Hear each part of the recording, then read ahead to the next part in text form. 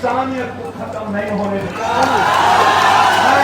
जब ये अलग जाता है तो ये पैर पकड़ता है, और जब ये बांग्लादेश जाता है तो ये शेख हसीना से मोहब्बत करता है। जमात इंसानियत का एक वो रास्ता है जो पूरी दुनिया को सच्चाई के रास्ते पे चलने की बात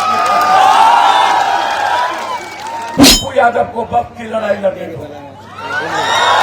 मैं एक बात और कहना चाहूंगा मुसलमान भाइयों से, इस मुल्क के संविधान के एक विश्वासी ऐसी ताकत की जमात हो जो दुनिया की खिदमत करते हो।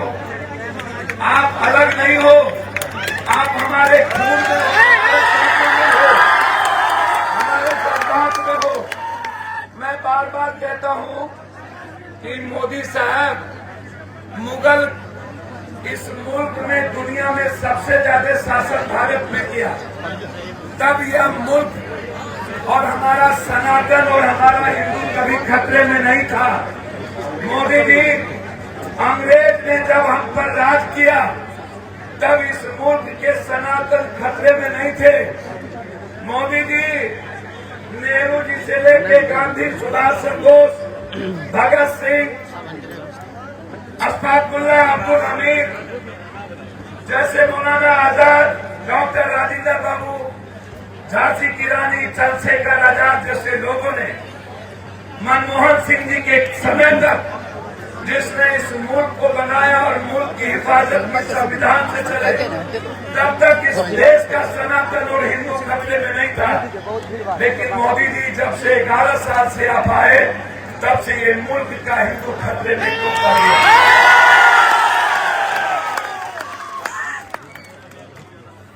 मैं हमारे भाई, मैं 2-3 बात कहना चाहता हूँ, आप समझिए। नफरत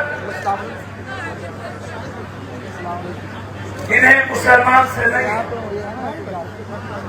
नफरत इन्हें इस देश के हर गरीब से, चाहे वो दलित हो, चाहे वो ST/SC हो, चाहे वो EBC हो। और मैं आपको बता दूं, इस्लाम कब आए और बौद्ध धर्म कब आया, और बौद्ध धर्म आने के पीछे इस्लाम नहीं था। वह मुल्क के गरीबों पर जब जुल्म हुआ, मुल्क के इंसानियत पे जब जुल्म हुआ, मुल्क बनाने वाले मूलवासी, आदिवासी और गरीब पर जब उसकी संस्कृति पर, उसके जीने के तरीके पर, उनके जीने के अधिकार पर जब हमला हुआ, तब एक विचारधारा इस दुनिया में आई जिन्होंने शंकराचार्य से लेकर के एक ऐसी विचारधारा का खिलाफत किया जो मनुस्मृति को जिंदा रख के इस मुल्क के बनाने वाले लोगों को मिटाना चाहते थे। तब बौद्ध आए, तब इस्लाम नहीं था, और इस्लाम ने कोई विरोध नहीं किया था। बौद्ध के बाद इस्लाम आए। आपका जुल्म कब बढ़ा, इस मुल्क के इंसानियत पर हमला कब हुई? इस्लाम के पहले इस्लाम ने इस दुनिया में जब आए तो उन्होंने भी एक रास्ता दिया इस मुल्क को, इस दुनिया को जीने का, इंसानियत को पैगाम दिया। जब जुल्म बढ़े थे तब जाकर के इस्लाम आए और उन्होंने पूरी दुनिया के उन जुल्मों के खिलाफ मोहब्बत का रास्ता देकर इंसानियत को जीने का अधिकार दिया।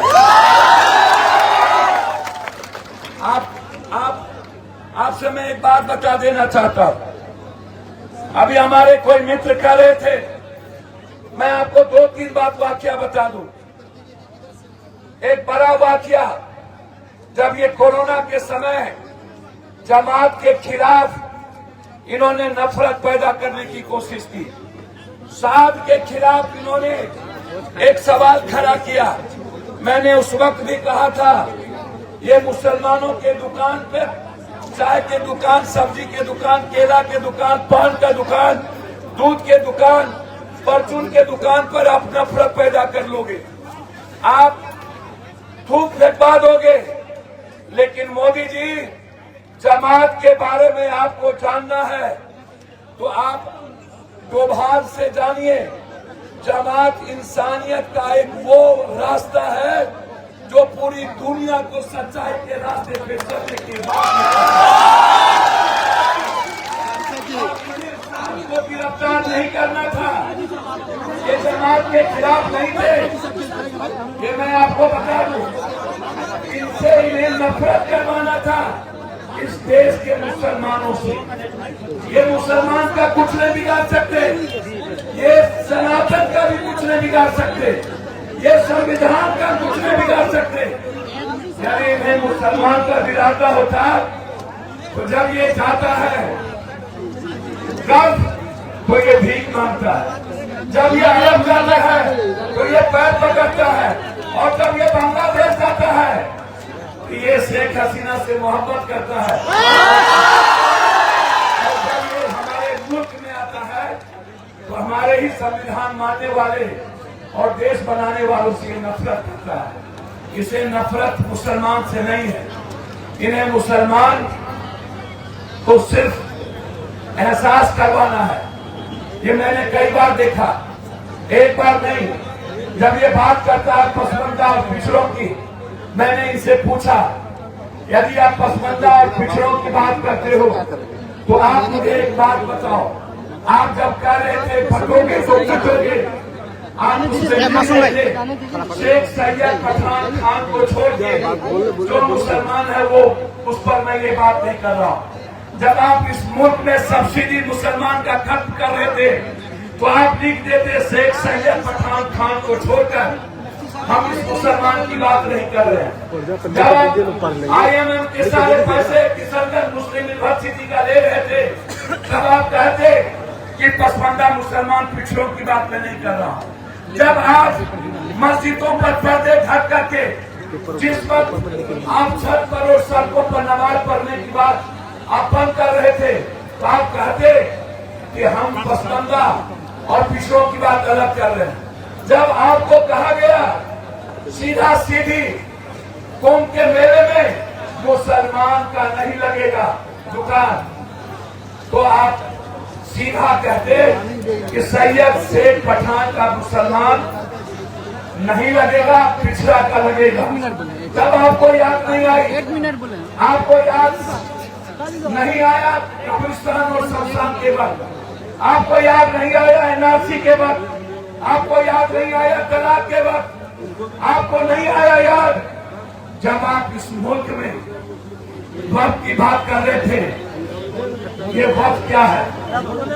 मैंने कई बार कहा आपको ये समझना पड़ेगा, आवाज जरूरत है। मैं इस मुल्क के हिंदुस्तान के मुसलमानों से दो बात कहना चाहूंगा। आप हाथ में संविधान रखो, आप दलितों के घर जाओ, आप गरीबों से प्यार करो, और पप्पू यादव को वक्त की लड़ाई लड़ने दो।